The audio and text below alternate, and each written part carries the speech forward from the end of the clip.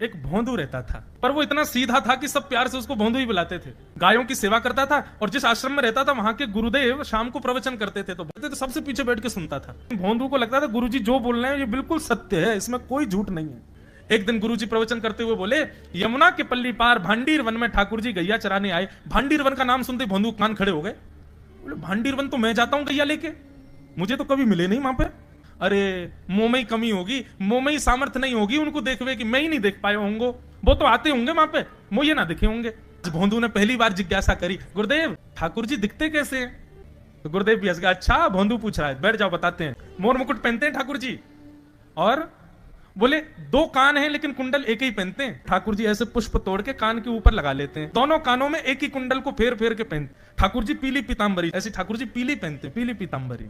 माला कैसी पहनते हैं? आती है। ठाकुर जी ऐसी पहनते हैं पूरी पैरों तक जाए। गुरु जी कह रहे हैं तो निश्चित है भांडीर वन में आते हैं ठाकुर जी।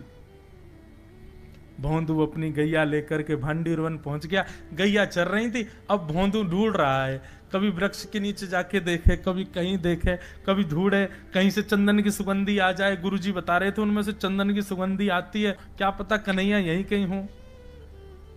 इतने भाव से, इतने प्रेम से और इतने भोलेपन से ढूंढने लगा ठाकुर जी को, और ठाकुर जी नहीं मिलते ना तो अपने आप को ही कोसता, मुंह में योग्यता ना होगी यही मारे ना मिल रहे, ठाकुर जी तो यही है। गुरु जी की बात गलत नहीं है, ठाकुर जी तो यही है। उसके उस सहज भाव पर, उसके उस सरल भोंदू पने पर ठाकुर जी रीझ गए। और इतने में ही भोंदू हताश निराश उदास बैठा था, खुद को कोस रहा था, मुंह में योग्यता ना है, मुंह ठाकुर जी मिलना है रहे। इतने में ही देखा सामने से असंख्य गायों का झुंड आ रहा है। तभी देख रहा है भोंदू पीतांबरी पहनी है, गले में वैजंती माला धारण की है, सिर पर पाग पहनी है, एक कान में कुंडल है, मंद मंद मुस्कुरा करके दतुइयां दिखा रहे हैं, कटाक्ष नेत्रों से कभी इधर देख रहे हैं कभी उधर देख रहे हैं, अपनी वेणु को कमर में कस करके गैयाओं के गले में गलवैयां डाल करके श्याम सुंदर भोंदू की तरफ चलते भय आ रहे हैं। ये दृश्य देख करके हाथ पांव कांपने लगे भोंदू के। उसको लगा मेरे पास तो आएंगे ही नहीं है, वहीं से मुड़ जाएंगे, अब मैं उनके पास जाके उनको असहज नहीं करूंगा, यहीं से देख लूं, यहीं से प्रणाम कर लूं।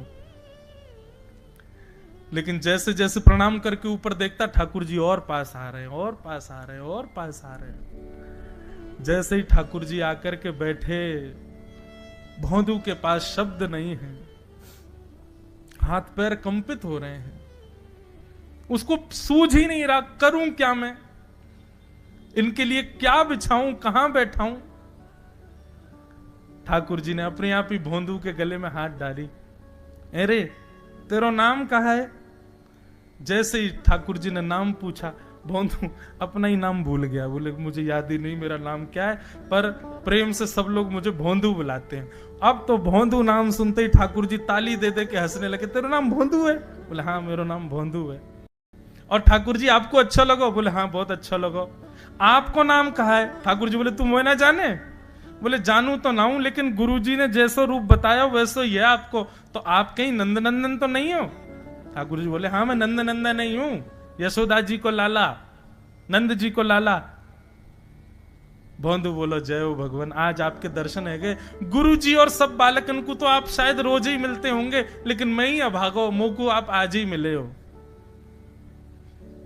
ठाकुर जी बोले अब चल बात मत बनावे, जल्दी कछु खवा, मुंह को भूख लग रही है। भोंदू एक कपड़े में रोटी बांध के उसमें मिर्च और गुड़ रख करके लेके गया। 2 रोटी थी। भोंदू ने जैसे खोली, एक रोटी ठाकुर जी के सामने धर दी, एक अपने पास रख ली, बोले मैं भी तो खाऊंगा। ठाकुर जी ने बढ़िया रोटी ऐसे घुमाई और प्रेम से गुड़ खामे और रोटी पान लगे प्रेम से, और ठाकुर जी तो चप चप करके नेक देर में पा गए। भोंदू तो भूल ही गया, मुंह खानो भी, वो ठाकुर जी को ही देख रहा है। ठाकुर जी बोले और जोर की भूख लगी है, ला अपनी रोटी दे दे। भोंदू बोलो मुंह को भी भूख लगी है। बोले अच्छा चल आधी आधी खा ले, या मैं आधी तू खा ले आधी मैं खा लूं, दोनों खा लिए। कल तो नेक्स्ट से ज्यादा सी रोटी ले आइयो, भूख ज्यादा लगे, और सुन यही समय आइयो, मिलूंगा कल भी तोते। ठाकुर जी अपने मार्ग पर चले गए। भोंदू इतना प्रसन्न है, बोले आज मुंह को ठाकुर जी मिल गए। गुरुदेव के प्रवचन का समय होगा, भोंदू पीछे जाके बैठ गया, अपने गुरुदेव को प्रणाम करे, इनकी कृपा से ठाकुर जी मिले। उसने किसी को नहीं बताया, उसको लगा सबको ही मिलते हैं भगवान, मुझे ही मिले हैं बहुत दिन बाद। दूसरे दिन भोंदू खूब सारी सामग्री रसोई घर में इकट्ठा करके जाने लगा। किसी ने जाके गुरुदेव से कह दिया कि भोंदू बहुत सारी सामग्री ले जा रहा है। गुरुदेव ने जाके कही, भोंदू इतनी सामग्री ले जा रहा हो भैया, वो भंडारो करेगो का? नहीं गुरुजी, भंडारो तो नहीं करूंगा, वो नंद नंदन नाम है, वो यशोदा नंदन मदन मोहन, वो अपनी गैया चरा के आए, कल भी आए, मेरी रोटी खा गए, मैं भूखो ही रहेगो कल। या हमारे ज्यादा सी ले जा रहा हूं, बेचारे बहुत भूखे आए कल, कि उनको पेट भर जाएगा, मैं भी पाए लूंगा, या हमारे गुरुजी आज ज्यादा सामग्री ले जा रहा हूं।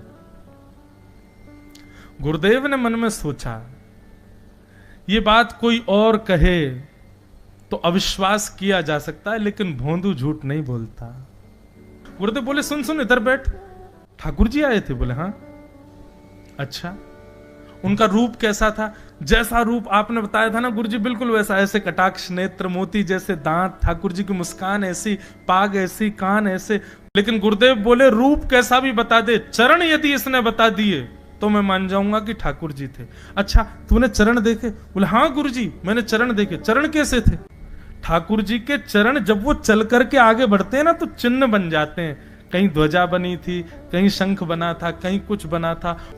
जब चरण का यथावत वर्णन भोंदू ने कर दिया, गुरुदेव समझ गए। बोले निश्चित ठाकुर जी आते, नहीं तो भोंदू कहां जाने, इतनी बुद्धि नहीं है उस पे कि वो इतना सब कुछ ढूंढ धाड़ के मुझे बताए।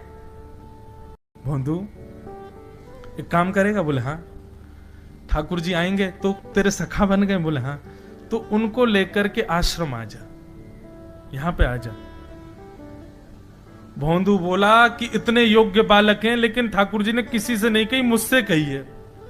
अगर मैंने ये काम नहीं किया तो मेरा जीवन व्यर्थ है। भोंदू को लगा ठाकुर जी सबसे ही मिलते हैं, गुरु जी किसी से भी कह के बुलवा लेते, मुझको काम दिया। भोंदू ने तो उसको अपने हृदय में ले लिया, अब ये काम मुझे करना है। बोले गुरु जी मैं वचन दे के जा रहा हूं, ठाकुर जी को मैं लेके आऊंगा। भोंदू वन में चला गया। अब तो उसको मिलने की भी एक्साइटमेंट नहीं है और कोई उसके मन में भाव ही नहीं है, उसको ये है बस ठाकुर जी को मैं ले जाऊं। जाकर के बैठा, ठाकुर जी अपनी गैया चराते भय, बढ़िया सुंदर एक डंडा पर हाथ टांगे भय ठाकुर जी आए। रूप देख करके फिर से भावुक हो गया भोंदू। ठाकुर जी आकर के बैठ गए। बोले चल जल्दी निकाल रोटी, भूख लगी है मुंह को। जय जय, एक प्रार्थना करूं? बोले करो। आप मेरे संग मेरे सखाओ ना आप? बोले हाँ तेरो सखाऊं, तो मेरी बात मानोगे? बोले कहा, आप मेरे संग आश्रम चलो गुरु जी के पास। ठाकुर जी रोटी पाते जा रहे, ठाकुर जी ने अनसुनी कर दी बात। बोले जय जय कछु कहो ना, आप चलोगे ना? ठाकुर जी बोले हम तेरे सखा हैं, तेरे गुरु जी के सखा नहीं है। तू मोते मिल, तू मेरे संग खा, तू मेरे संग रहे, तू कछु कर, तो कुछ सब अधिकार है, लेकिन ये हम गुरु जी ते मिल बातें मिल ये सब हम नहीं करेंगे। हम बस तेरे सखाएं, तो ये जाने और कोई ये ना जाने। ए जय जय ऐसा मत कहो ना, वे नहीं बताते तो मैं तो आपको देख ही नहीं पाता, मैं तो आपको जानता ही ना हूं। उनने ही तो मुझको बताई कि आप भांडीर बनाते हो, आपका रूप ऐसा है, उनने कृपा करके मुझको आपसे मिलवाए हो, वही हमारी मित्रता के मूल आधार है, उनसे तो मिलवे चलो ना। ठाकुर जी बोले देख ज्यादा जिद मत करे, हमने तो उसे एक बार कह दी हम नहीं जाएंगे नहीं जाएंगे नहीं जाएंगे।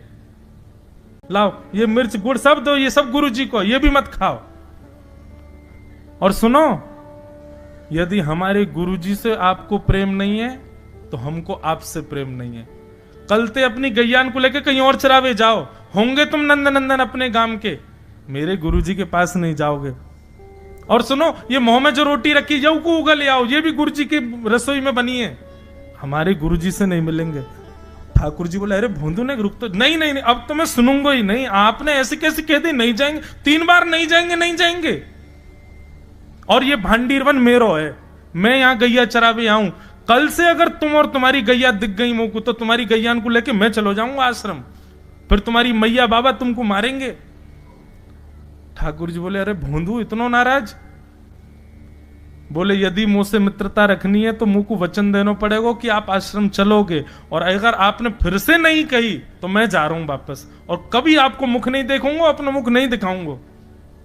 ठाकुर जी बोले इस मुख को देखने के लिए या संग के लिए लोग पता हो तो कितनी तपस्या करें। बोले जो तपस्या करें उनको मुबारक तुम, मोको ना चाहिए, मो ना मिलनो तुमते, मो कोई गरज ना पड़ रही तुमते, आज तक नहीं मिले, कल ही तो मिले हो मोते, वो भी गुरुदेव की कृपा से मिले हो, जाओ मत मिलियो, मोए ना चाहिए तुम।